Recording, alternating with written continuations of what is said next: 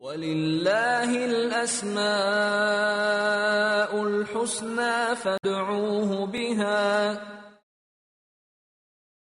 نحمده ونصلي على رسوله الكريم اما بعد فاعوذ بالله من الشیطان الرجیم بسم الله الرحمن الرحیم رب اشرح لي صدری ويسر لي امری واحلل عقدۃ من لسانی یفقهوا قولی۔ ناظرین، پروگرام اللہ کے خوبصورت نام کے ساتھ آپ کی خدمت میں حاضر ہیں۔ آج ہم انشاءاللہ اللہ سبحانہ وتعالیٰ کے نام الطیب پر بات کریں گے۔ الطیب، نہایت پاکیزہ۔ اللہ سبحانہ وتعالیٰ اپنی ذات، اپنے اسماء و صفات، اپنے افعال، اپنے اقوال، ہر اعتبار سے نہایت پاکیزہ ہے۔ اللہ سبحانہ وتعالیٰ کی ذات ہر عیب اور نقص سے پاک ہے۔ اس کے نام سبھی اچھے نام ہیں۔ وَلِلَّهِ الْأَسْمَاءُ الْحُسْنَى فَادْعُوهُ بِهَا، اللہ ہی کے لیے ہیں سب خوبصورت نام، اچھے اچھے نام، عمدہ نام۔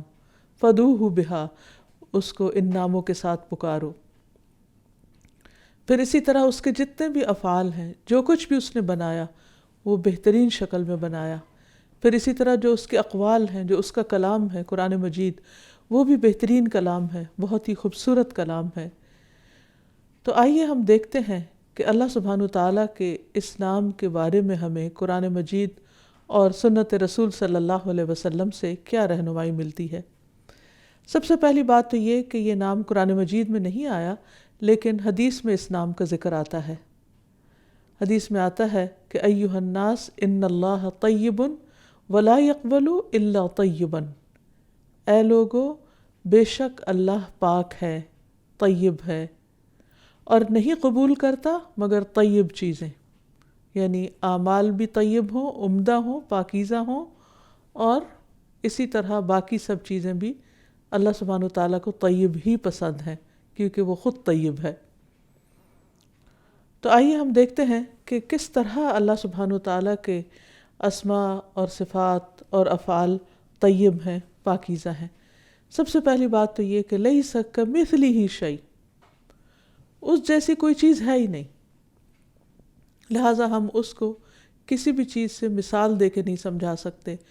دنیا میں جو بھی خوبصورت سے خوبصورت چیز ہے، عمدہ سے عمدہ، پاکیزہ سے پاکیزہ، بہترین سے بہترین، اللہ تعالیٰ ان سب سے ابو ہے، ان سب سے زیادہ بہترین ہے۔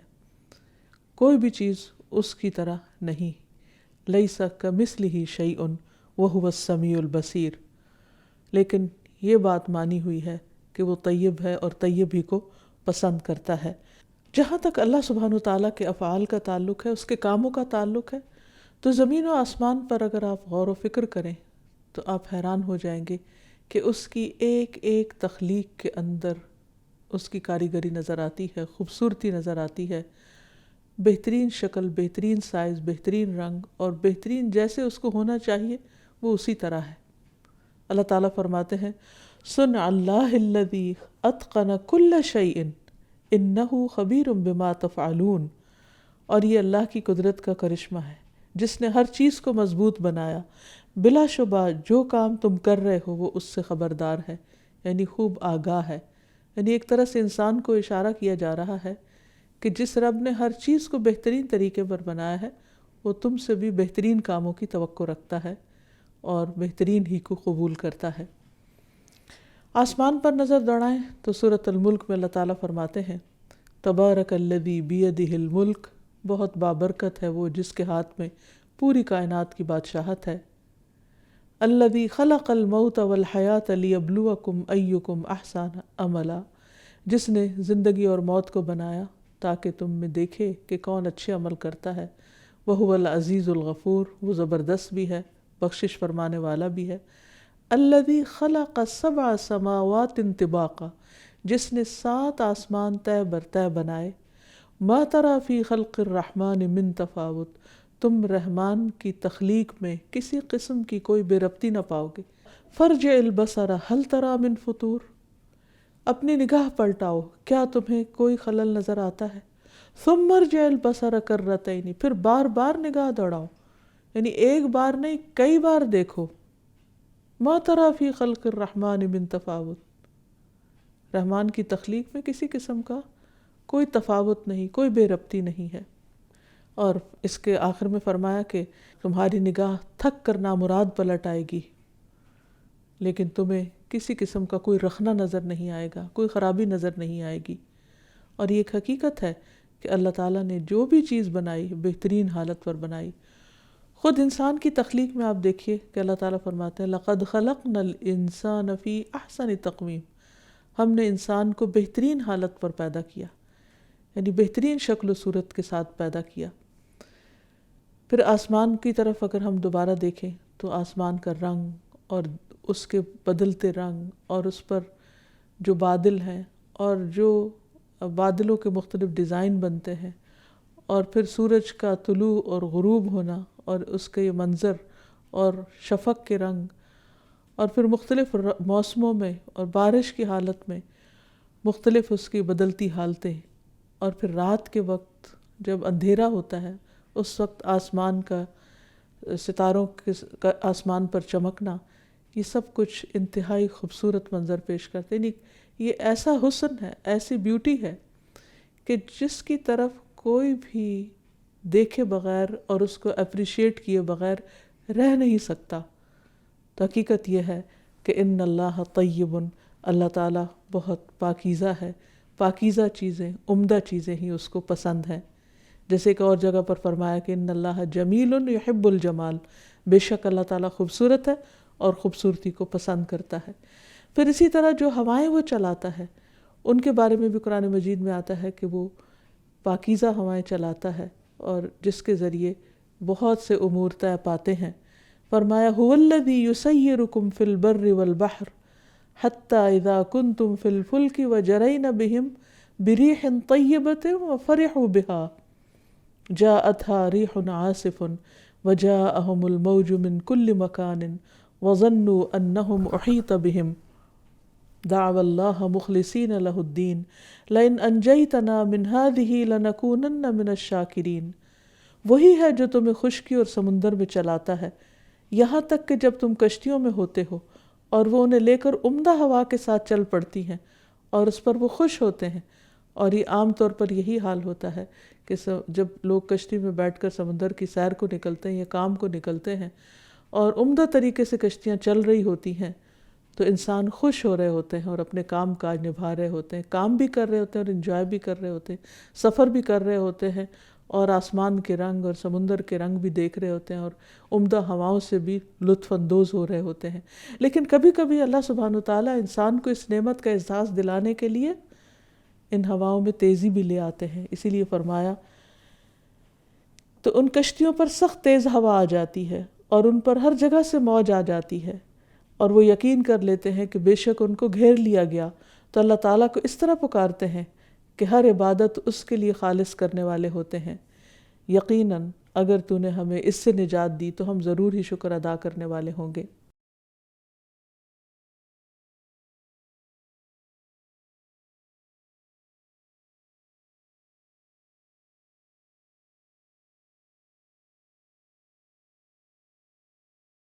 اللہ سبحانہ وتعالیٰ نے بندوں کی فطرت کو عمدہ پیدا کیا، ہر بچے کو اسلام کی حالت میں ہی پیدا کیا، لیکن پھر ان میں سے جو جس ماحول میں ہوتا ہے اس کے مطابق اس کی پرورش ہوتی ہے اور اس کی اٹھان ہوتی ہے۔ پھر جو لوگ نیکی کا رستہ اختیار کرتے ہیں اللہ تعالیٰ ان کو دنیا میں بھی پاکیزہ زندگی بسر کرواتا ہے۔ اس کے لیے ارشاد باری تعالیٰ ہے من عمل صالحا من ذکر او انثى وهو مؤمن فلنحيينه حياة طیبہ وَلَنَجْزِيَنَّهُمْ أَجْرَهُمْ بِأَحْسَنِ مَا كَانُوا يَعْمَلُونَ، جو شخص بھی نیک عمل کرے خواہ مرد ہو یا عورت بشرطے کہ وہ مومن ہو تو ہم اسے پاکیزہ زندگی بسر کرائیں گے اور آخرت میں ان کے بہترین اعمال کے مطابق انہیں ان کا اجر عطا کریں گے۔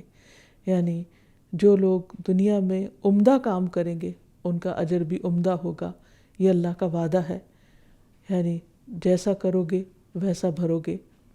پھر اسی طرح اللہ تعالیٰ لوگوں کو دنیا میں رہنے کے لیے نہ صرف یہ کہ ان کی ذاتی زندگیاں بہترین ہوتی ہیں، بلکہ جن شہروں میں وہ رہتے بستے ہیں ان کو بھی اللہ تعالیٰ ان کے لیے پاکیزہ بنا دیتا ہے. جیسے ابراہیم علیہ السلام اور ان کی اولاد اسماعیل علیہ السلام اور ان کی اولاد کے لیے اللہ تعالیٰ نے مکہ کے شہر کو چنا، اور جہاں وہ ہر طرح کی شرک کی گندگی سے دور ہو کر وہاں آ کر ایک تو خالص توحید پر انہوں نے اس شہر کو آباد کیا، تو وہ بھی بلدۃ طیبۃ بن گیا کہ بہترین پاکیزہ شہر جس میں رہنے والے پرامن تھے.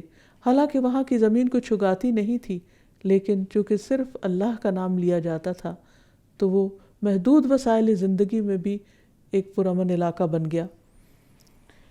پھر اسی طرح اللہ سبحانہ وتعالیٰ نے کچھ اور قوموں کو بھی عمدہ زندگی بسر کرائی، جن میں خاص طور پر قوم سبا کا ذکر ہے، جس کے نام سے قرآن مجید میں ایک سورت بھی ہے.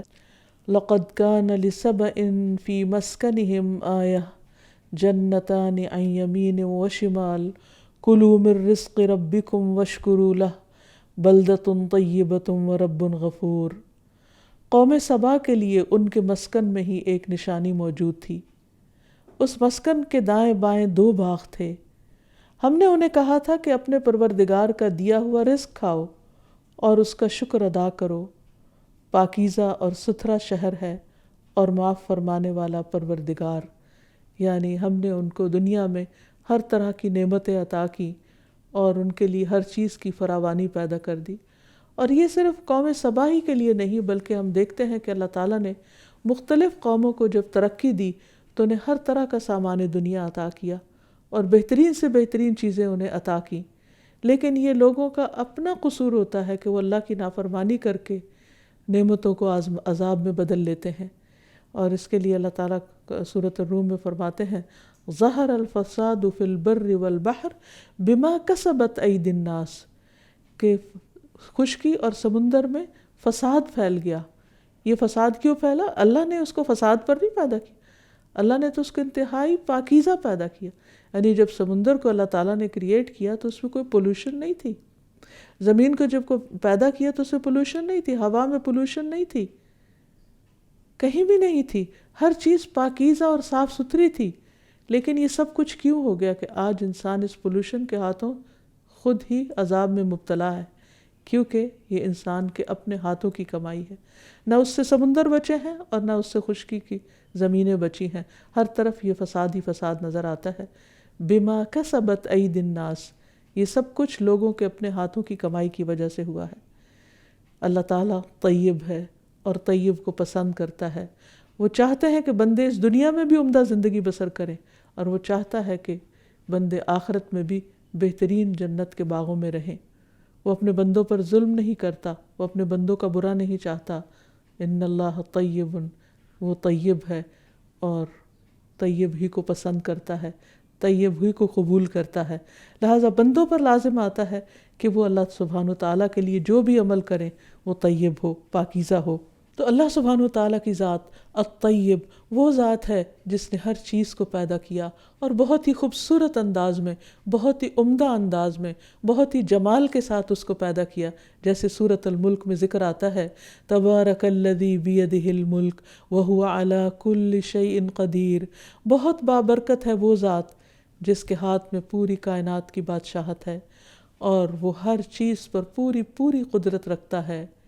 اس القدیر ذات نے، الطیب ذات نے کیا پیدا کیا؟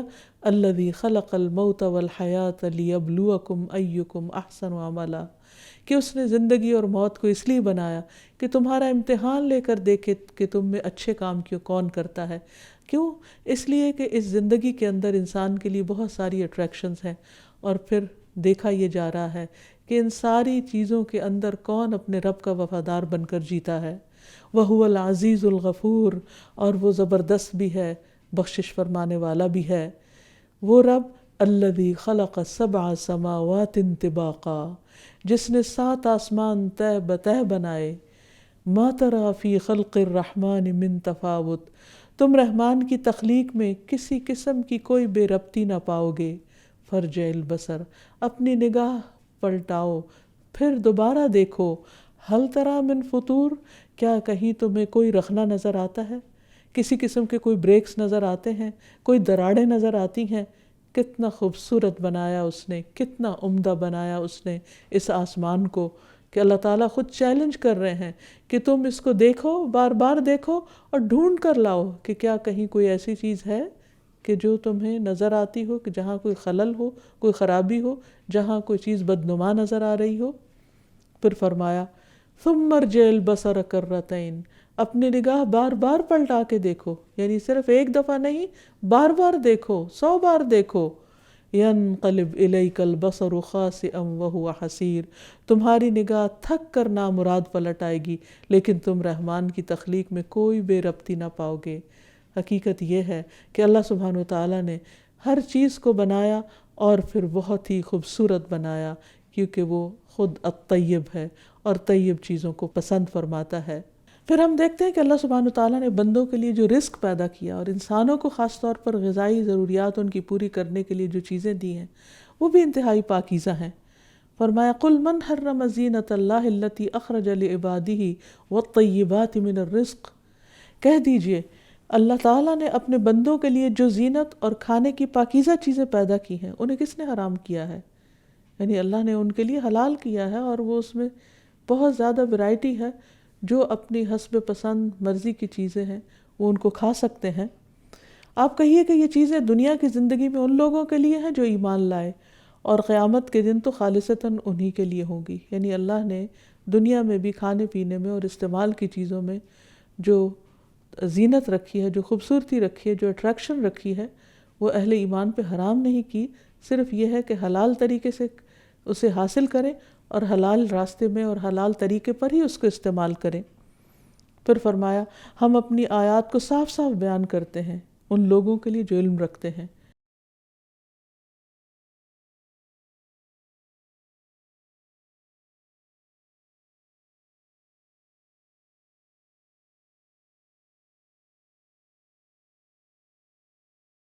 اللہ سبحانہ تعالیٰ نے جو مرد اور عورت کے بیچ میں رشتہ رکھا اس کو بھی نکاح کے ذریعے پاکیزہ قرار دیا، اور اس کے اندر بھی پاکیزگی کا ایلیمنٹ رکھا۔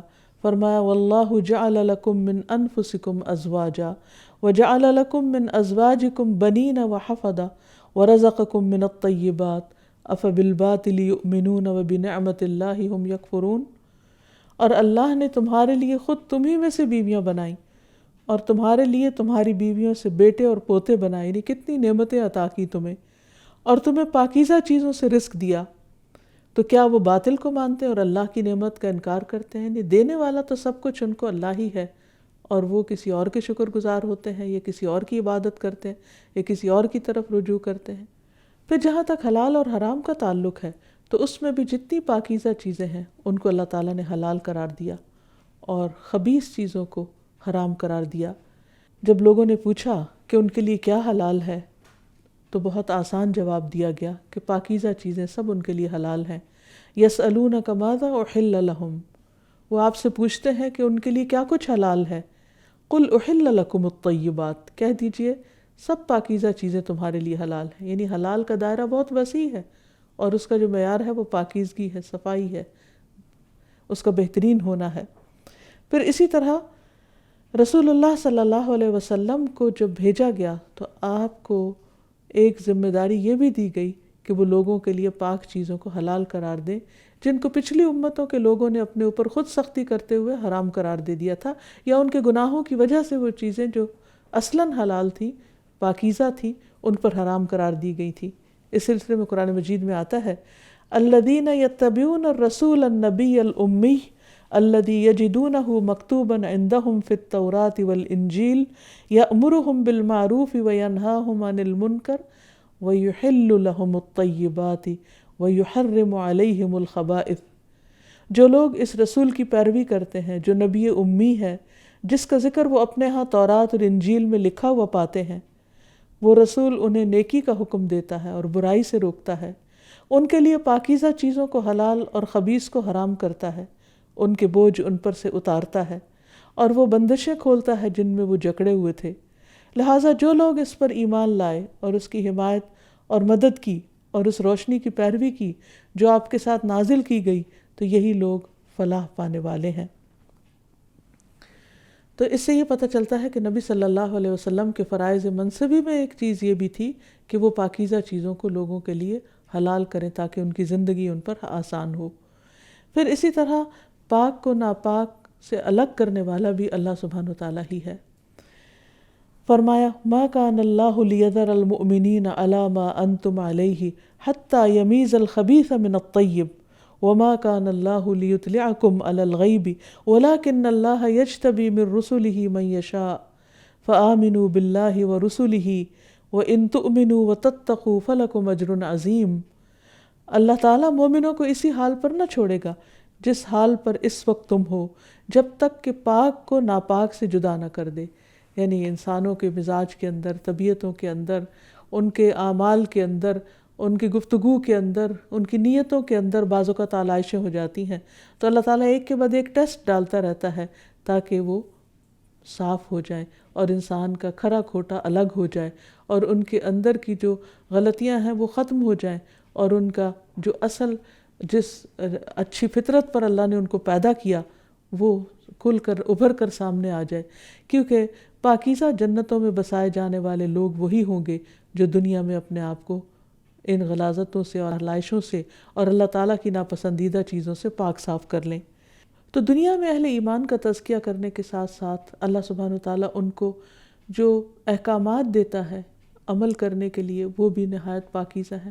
مثلا سلام کا حکم قرآن مجید میں دیا گیا۔ اللہ تعالیٰ فرماتے ہیں فَإِذَا دَخَلْتُمْ بُيُوتًا فَسَلِّمُوا عَلَىٰ أَنفُسِكُمْ تَحِيَّةً مِّنْ عِندِ اللَّهِ مُبَارَكَةً طَيِّبَةً كَذَلِكَ يُبَيِّنُ اللَّهُ لَكُمُ الْآيَاتِ لَعَلَّكُمْ تَعْقِلُونَ۔ جب تم گھروں میں داخل ہوا کرو تو اپنے لوگوں کو یعنی گھر والوں کو سلام کہا کرو، یہ اللہ تعالیٰ کی طرف سے مبارک اور پاکیزہ تحفہ ہے، یہ طیب تحفہ ہے۔ یعنی اللہ تعالیٰ کا یہ حکم جو ہے وہ ایک تحفے کی حیثیت رکھتا ہے تمہارے لیے۔ اسی طرح اللہ تعالیٰ اپنی آیات تمہارے لیے کھول کھول کر بیان کرتا ہے تاکہ تم سمجھ سے کام لو، یعنی صحیح رستہ اختیار کرو، پاکیزہ رستہ اختیار کرو۔ اور جو لوگ دنیا میں اللہ سبحانہ وتعالیٰ کا پاکیزہ راستہ اختیار کرتے ہیں وہ آخرت میں بھی اللہ تعالیٰ کی پاکیزہ جنتوں کے وارث ہوں گے جن میں ان کے لیے پاکیزہ بیویاں ہوں گی، جیسے قرآن مجید میں آتا ہے وَلَهُمْ فِيهَا أَزْوَاجٌ مُطَهَّرَةٌ وَهُمْ فِيهَا خَالِدُونَ، کہ اس میں ان کے لیے پاکیزہ ازواج ہوں گے اور وہ اس میں ہمیشہ ہمیشہ رہیں گے۔ پھر اسی طرح فرمایا وَمَسَاكِنَ طَيِّبَةً فِي جَنَّاتِ عَدْنٍ، اور عمدہ گھر، بہترین گھر جنت عدن میں، یعنی جو شخص دنیا میں اللہ تعالیٰ کے پاکیزہ کلام کو خوشی سے قبول کرتا ہے، اس کو اختیار کرتا ہے، پاکیزہ زندگی بسر کرتا ہے، تو اس کا انجام بھی پاکیزہ لوگوں کے ساتھ پاکیزہ مقامات پر ہوگا۔ پھر اسی طرح اللہ سبحانہ وتعالیٰ الطیب ہے، اور طیب کا معنی پاکیزہ ہے، تو اس میں اللہ سبحانہ وتعالیٰ اس اعتبار سے بھی پاکیزہ ہے کہ وہ ہر نقص اور عیب سے پاک ہے، وہ اولاد سے پاک ہے، وہ ہر طرح کے شریکوں سے پاک ہے، وہ شرک سے پاک ہے۔ قرآن مجید میں آتا ہے کہ قُلْ هُوَ اللَّهُ أَحَدٌ اللَّهُ الصَّمَدُ لَمْ يَلِدْ وَلَمْ يُولَدْ وَلَمْ يَكُنْ لَهُ كُفُوًا أَحَدٌ۔ پھر اسی طرح اولاد سے پاک ہونے کی بات ایک اور جگہ پر بھی کی گئی، وَقَالُوا اتَّخَذَ الرَّحْمَنُ وَلَدًا سُبْحَانَهُ بَلْ عِبَادٌ مُكْرَمُونَ۔ وہ کہتے ہیں کہ اللہ نے بیٹا بنا لیا، پاک ہے وہ، یعنی اللہ تعالیٰ اس کمزوری سے پاک ہے، کیونکہ بیٹے کی خواہش ہوتی ہے، بیٹے کی ضرورت ہوتی ہے، انسان بیٹے پر ڈیپینڈنٹ ہوتا ہے۔ اللہ تعالیٰ تو ہر چیز سے بے نیاز ہے، غنی ہے، اس کے اندر ایسی کوئی کمزوری نہیں، اسے کسی سہارے کی بھی ضرورت نہیں، کسی بیٹے کی ضرورت نہیں۔ فرمایا جن کو تم بیٹا قرار دیتے ہو وہ تو اللہ کے بندے ہیں جن کو عزت سے رکھا گیا۔ پھر اسی طرح ایک اور جگہ فرمایا قُلْ إِنْ كَانَ لِلرَّحْمَنِ وَلَدٌ فَأَنَا أَوَّلُ الْعَابِدِينَ سبحان رب السماوات والارض رب العرش عما یصفون۔ آپ ان سے کہیے کہ اگر رحمان کا کوئی بیٹا ہوتا تو سب سے پہلے میں اس کی عبادت کرنے والا ہوتا۔ پاک ہے آسمانوں اور زمین کا رب جو عرش کا رب ہے اس سے جو وہ بیان کرتے ہیں۔ تو خلاصہ یہ ہے کہ اللہ سبحانہ وتعالیٰ پاک ہے اپنی ذات میں، اپنی صفات میں، اپنے کاموں میں، اپنے کلام میں، لہٰذا اس کا اثر ایک بندہ مومن کی زندگی پر بھی پڑنا چاہیے۔ اور وہ کیا؟ سب سے پہلے تو یہ کہ انسان اپنے ظاہر اور باطن کو پاک صاف رکھے، کیونکہ اللہ تعالیٰ پاک ہے وہ پاکیزہ کو قبول کرتا ہے، پاکیزہ کو پسند کرتا ہے۔ تو اس سلسلے میں قرآن مجید میں آتا ہے کہ جو پاکیزہ لوگ ہیں، جب فرشتے ان کی جان لینے کے لیے آئیں گے تو خاص طور پر اس چیز کا ذکر کریں گے کہ وہ طیبین ہیں، پاک ہیں۔ اس لیے انسان کو بہت کوشش کے ساتھ ہر طرح کی ظاہری اور باطنی آلائشوں سے بچنا چاہیے۔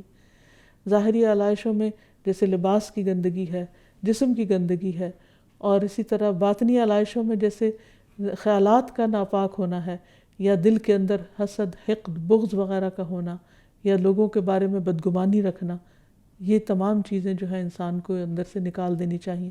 اسی طرح منافقت کا ہونا، یہ سب گندگی کی چیزیں ہیں۔ قرآن مجید میں آتا ہے الذین تتوفاہم الملائکۃ طیبین یقولون سلام علیکم ادخلوا الجنۃ بما کنتم تعملون، جنہیں فرشتے اس حال میں قبض کرتے ہیں، یعنی ان کی جان لیتے ہیں، ان کی روح لیتے ہیں کہ وہ پاک ہوتے ہیں، کہتے ہیں تم پر سلام ہو، سلام ہو تم پر، جنت میں داخل ہو جاؤ اس کے بدلے جو تم عمل کیا کرتے تھے۔ یعنی دو طرح کی زندگی ہوتی ہے، ایک وہ زندگی کہ جس میں انسان جسمانی گندگیوں میں بھی الجھا ہوتا ہے، یعنی اس کو ظاہری صفائی ستھرائی کا بھی احساس نہیں ہوتا، اور پھر اندر کی ایمان کی اور دل کی طہارت اور صفائی کا بھی احساس نہیں ہوتا، اور دوسرا یہ کہ انسان پاکیزہ مزاج ہوتا ہے، پاکیزہ صفت ہوتا ہے، اور دونوں طرح کی نجاستوں سے دور بھاگتا ہے۔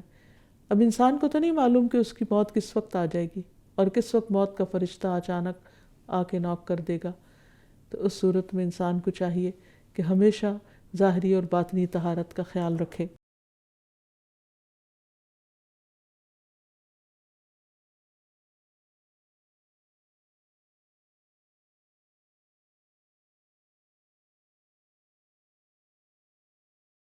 ہمیں اپنے دن کی ابتدا بھی پاکیزگی کے ساتھ ہی کرنی چاہیے اور ناپاکی سے اجتناب کرنا چاہیے۔ اس سلسلے میں حدیث میں آتا ہے کہ نبی صلی اللہ علیہ وسلم نے فرمایا، شیطان تم میں سے ہر ایک آدمی کی گردن پر جب وہ سو جاتا ہے تو 3 گریں لگا دیتا ہے، اور ہر گرہ پر ایک پھونک مارتا ہے کہ ابھی رات بڑی لمبی ہے۔ تو جب کوئی بیدار ہوتا ہے اور اللہ کا ذکر کرتا ہے تو ایک گرہ کھل جاتی ہے، جب وضو کرتا ہے تو اس پر سے 2 گریں کھل جاتی ہیں، اور جب وہ نماز پڑھ لیتا ہے تو ساری گریں کھل جاتی ہیں، اور پھر وہ صبح کو حشاش بشاش خوش مزاج اٹھتا ہے، یعنی پاکیزہ، اور اس کی صبح نفس کی خباثت اور سستی کے ساتھ نہیں ہوتی، یعنی بہت فریش ہو کر اٹھتا ہے اور بہترین طریقے سے دن کے کاموں کا آغاز کرتا ہے۔ لیکن اس کے برعکس اگر انسان سوتا چلا جاتا ہے تو ایک اور حدیث کے مطابق شیطان اس کے کان میں پیشاب کر دیتا ہے۔ تو ایسے شخص کی زندگی کہ کسی بھی دن کا آغاز نجاست کے ساتھ ہوتا ہے، تو اس لیے انسان کو شیطانی گندگی سے بچنا چاہیے۔ پھر اسی طرح یہ کہ اپنے جسم، بال، ہاتھ، ناخن اور دیگر تمام اعضاء کو صاف ستھرا رکھنا چاہیے۔ رسول اللہ صلی اللہ علیہ وسلم نے فرمایا کہ جو جمعہ کے دن غسل کرے اور جس قدر ممکن ہو پاکی حاصل کرے، پھر تیل لگائے یا خوشبو لگائے، اور مسجد میں اس طرح جائے کہ 2 آدمیوں کو جدا کر کے ان کے درمیان نہ بیٹھے، یعنی کسی کو ڈسٹرب نہ کرے، اور جس قدر اس کی قسمت میں تھا نماز پڑھے، پھر جب امام خطبے کے لیے نکلے تو خاموش رہے، تو اس جمعہ سے لے کر دوسرے جمعہ تک اس کے تمام گناہ بخش دیے جاتے ہیں۔ یعنی یہ اجر اور ثواب ہے اس شخص کا جو پاکیزگی اختیار کرتا ہے اور پھر مسجد میں پہنچ کر اللہ کا ذکر کر کے روحانی پاکیزگی حاصل کرتا ہے۔ پھر اسی طرح یہ ہے کہ اگر روزانہ ممکن نہ ہو تو ہفتے میں 1 بار ضرور غسل کرنا چاہیے۔ رسول اللہ صلی اللہ علیہ وسلم نے فرمایا، ہر مسلمان پر حق ہے کہ 7 دن میں 1 دن ضرور غسل کرے اور اپنا سر اور جسم دھوئے۔ عمران کہتے ہیں کہ عثمان رضی اللہ تعالیٰ عنہ جب سے مسلمان ہوئے ہر روز نہاتے تھے، ہر روز غسل کرتے تھے، اس لیے اگر ممکن ہو، آسانی ہو تو ہر روز نہانے کی کوشش کرنی چاہیے۔ پھر اسی طرح اللہ تعالیٰ طیب ہے اور طیب پاک اور پاک ہی کو قبول کرتا ہے، اس لیے انسان جو بھی ذکر کرے وہ پاکیزہ منہ کے ساتھ کرے۔ منہ کے اندر کی صفائی کا خاص طور پر خیال رکھنا چاہیے، مسواک کا اہتمام کرنا چاہیے۔ رسول اللہ صلی اللہ علیہ وسلم نے فرمایا، اپنے منہ کو مسواک کے ساتھ صاف کرو، کیونکہ یہ قرآن کا راستہ ہے۔ انسان نماز میں تلاوت کرتا ہے، اس کے علاوہ بھی ذکر اذکار کرتا ہے، اور اگر منہ سے بدبو آتی ہو تو فرشتوں کو اذیت ہوتی ہے، اس سے ان کو بچانا چاہیے۔ نبی صلی اللہ علیہ وسلم نے فرمایا جس نے پیاز لہسن اور گند نہ کھایا تو وہ ہماری مسجد کے قریب نہ آئے، کیونکہ فرشتے ان چیزوں سے تکلیف محسوس کرتے ہیں جن سے انسان تکلیف محسوس کرتے ہیں۔ اور اس زمانے میں سگریٹ تو نہیں ہوتی تھی، لیکن آج سگریٹ پینے سے بھی انسان کو خود اور آس پاس کے دوسرے لوگوں کو اور ان کے کپڑوں تک میں بدبو گھس جاتی ہے، تو اس سے بھی پرہیز کرنا چاہیے۔ پھر اسی طرح جسم کے دیگر حصوں کی صفائی کرنا بھی ضروری ہے۔ ابو ہریرہ کہتے ہیں کہ 5 چیزیں فطری ہیں: ختنہ کرنا، زیر ناف بال صاف کرنا، بغل کے بال اکھاڑنا، ناخن تراشنا اور مونچھوں کو کتروانا۔ یہ تمام چیزیں انسان کو پاک صاف کرتی ہیں۔ اسی طرح صاف ستھرے کپڑے پہننا۔ نبی صلی اللہ علیہ وسلم کو جو دوسری وحی ملی اس میں خاص طور پر کپڑوں کی صفائی کا ذکر تھا، وَثِيَابَكَ فَطَهِّرْ وَالرُّجْزَ فَاهْجُرْ، کہ اپنے کپڑے پاک رکھیے اور گندگی سے پرہیز کیجیے۔ پھر اسی طرح ایک شخص نبی صلی اللہ علیہ وسلم کے پاس آیا جس کے کپڑے میلے کچیلے تھے۔ آپ نے فرمایا اسے کوئی ایسی چیز میسر نہیں جس سے یہ اپنے کپڑوں کو دھو لے، یعنی آپ کو اس سے تکلیف ہوئی کہ اس نے میلے کپڑے پہن رکھے ہیں۔ آج بھی ہمیں سوچنا چاہیے کہ اگر ہماری نبی صلی اللہ علیہ وسلم سے ملاقات ہو تو ہمارے لباس کے بارے میں وہ کیا کہیں گے۔ پھر اسی طرح یہ ہے کہ انسان اپنے کپڑوں کی بدبو سے دوسروں کو اذیت نہ دے۔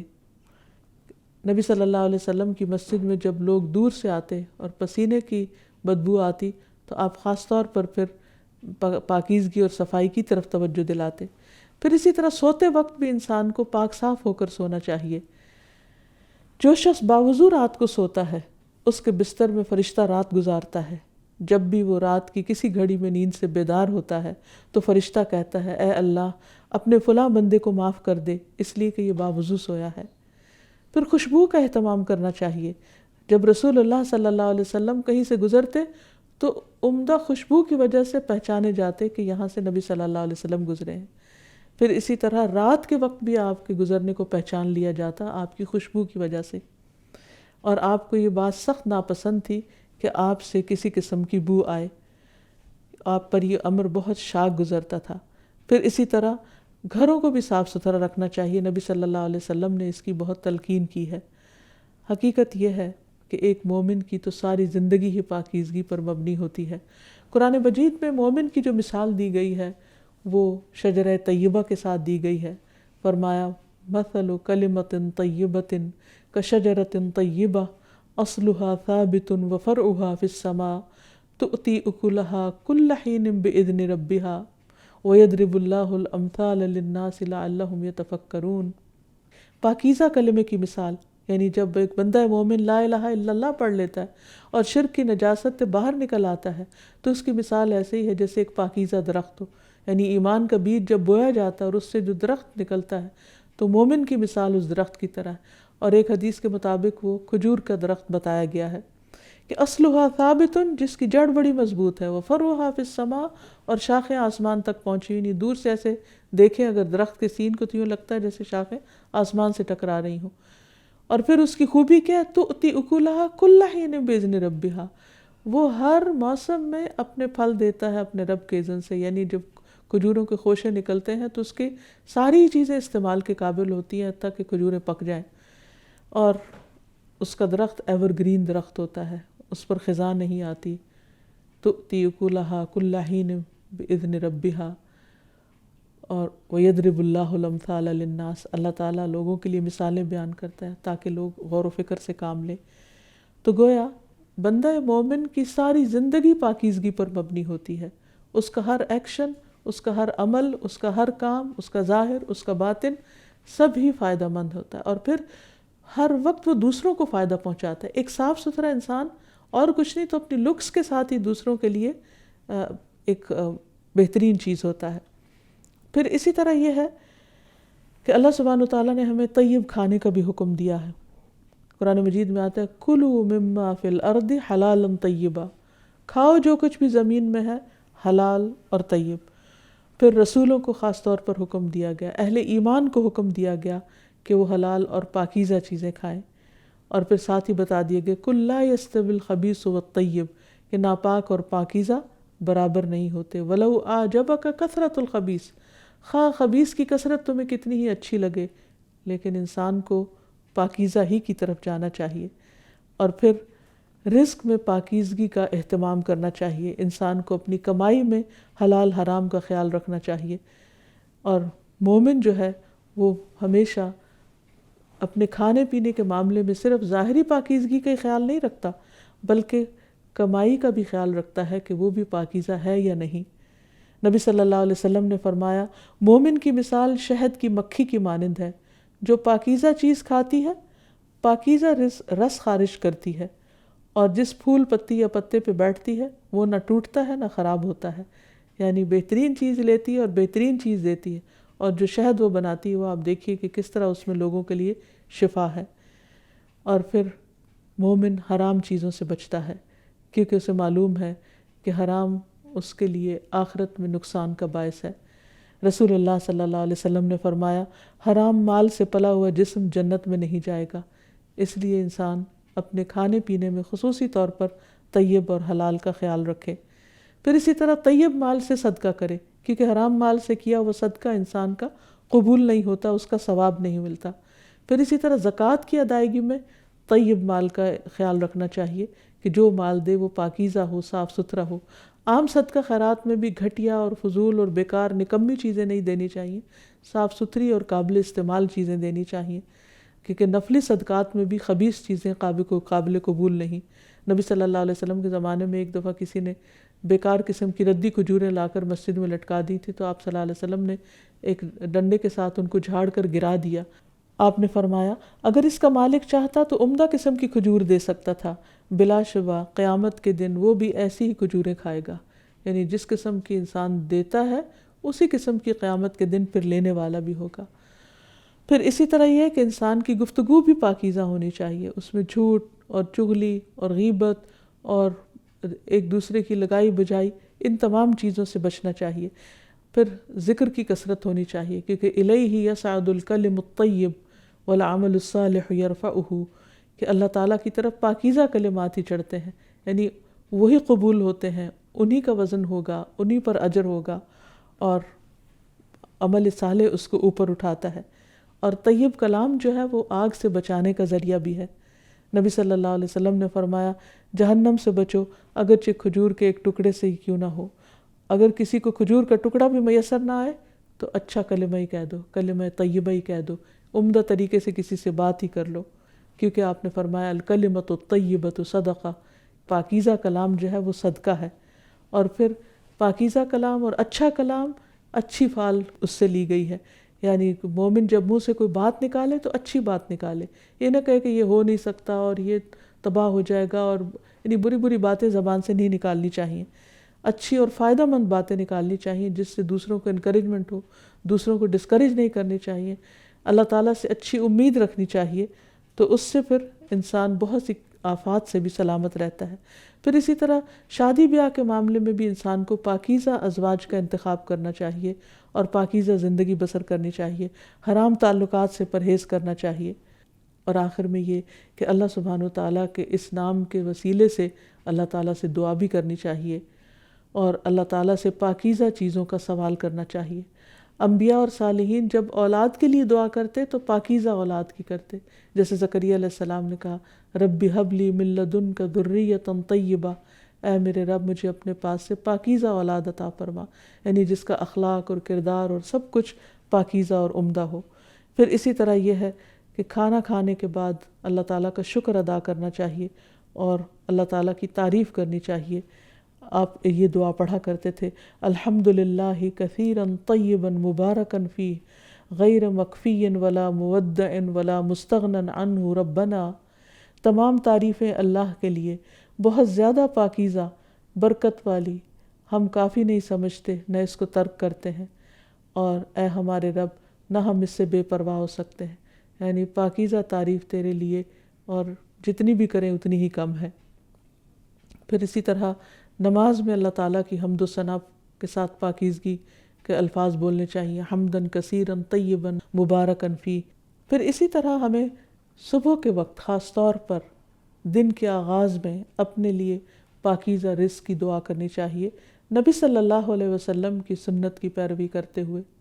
حدیث میں آتا ہے کہ نبی صلی اللہ علیہ وسلم فجر کی نماز کے بعد جب سلام پھیرتے تو یہ دعا مانگا کرتے تھے، اللہم انی اسألک علما نافعا، اے اللہ میں تجھ سے نفع مند علم کا سوال کرتا ہوں، ورزقا طیبا اور پاکیزہ رزق کا، وعملا متقبلا اور قبولیت والے عمل کا۔ تو اللہ سبحانہ وتعالی ہمیں دنیا اور آخرت میں پاکیزہ زندگی بسر کروائے۔ وآخر دعوانا ان الحمد للہ رب العالمین۔ سبحانک اللہم وبحمدک، اشہد ان لا الہ الا انت، استغفرک واتوب الیک۔ السلام علیکم ورحمۃ اللہ وبرکاتہ۔